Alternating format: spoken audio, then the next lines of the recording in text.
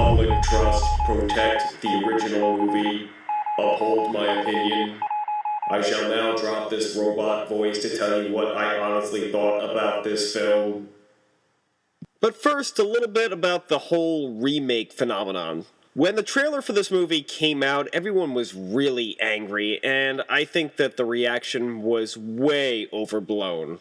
Everybody was like, oh, this movie shouldn't be remade, it's never going to be as good as the original, it's going to ruin the original. Well, I agree that any remake of a good movie is never going to hold up to the original, but I fail to see how a remake would ruin the original. Whenever there's a remake, it seems to help DVD sales for the first film, or the first series of films. And if the remake is bad, there's no shortage of critics to tell people, forget this one, go check out the original. Me, I prefer remakes to sequels. When a sequel is bad, it often ruins the established story and characters. When a remake is bad, I feel like I can still watch the original and nothing's lessened by it.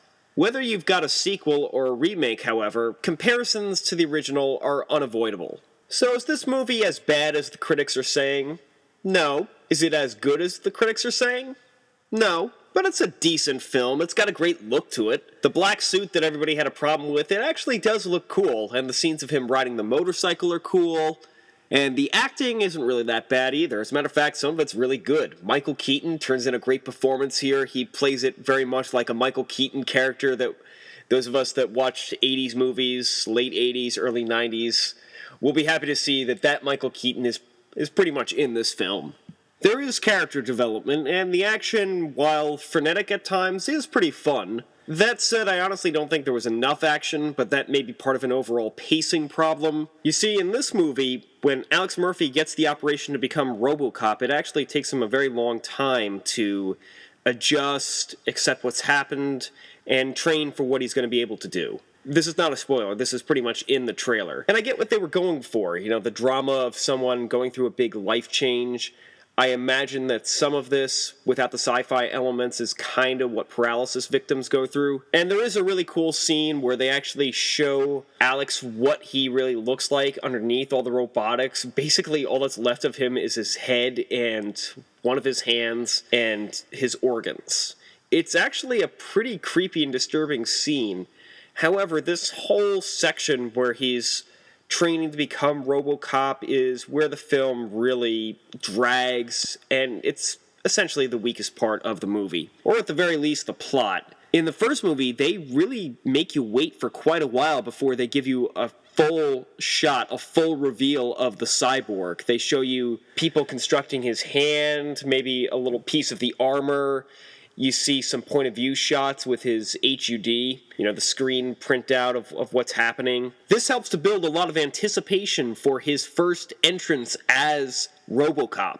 And then once you see him as a crime fighter in those early scenes, they're very memorable. It's a formula that works for the best superhero movies, even though a lot of people tell me that RoboCop is not a superhero movie, but it seems to have a lot of superhero elements. But this movie doesn't follow that. The first time you see RoboCop stop a crime, it's pretty underwhelming. And they do this thing where, at first, RoboCop doesn't test very well because of his human brain, and they fix that by turning him into a complete automaton. When he snaps out of it, again, this is not a spoiler, there doesn't seem to be any real consequence. This would have been a nice opportunity for conflict. He rediscovers his humanity, but as a result, he's less efficient at crime fighting.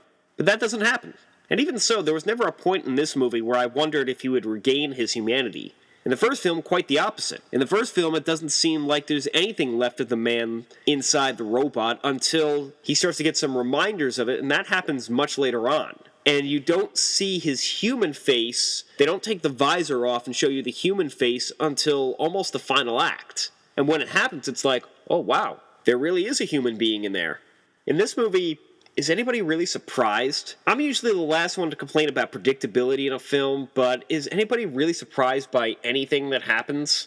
You'll notice from the shots that one of Murphy's hands is still human. Why they don't cover that with a metal glove, I don't know, but when you realize that he has one human hand remaining, you know that at some point he's going to have to dislodge the robot hand and rely only on his human hand for some obvious symbolism. But that's nothing surprising. And they also recycle one of the twists from the first movie, but it doesn't have anywhere near the surprise nor the drama of the original. I can't say what it is without giving away a major spoiler, but let's just say it involves RoboCop's kryptonite, if you want me to use that term. Speaking of the ending, it's really disappointing.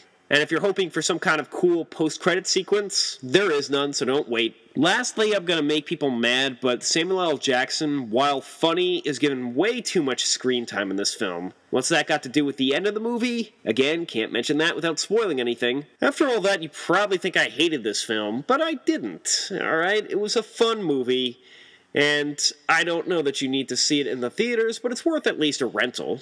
And while you're at it, why don't you rent the original?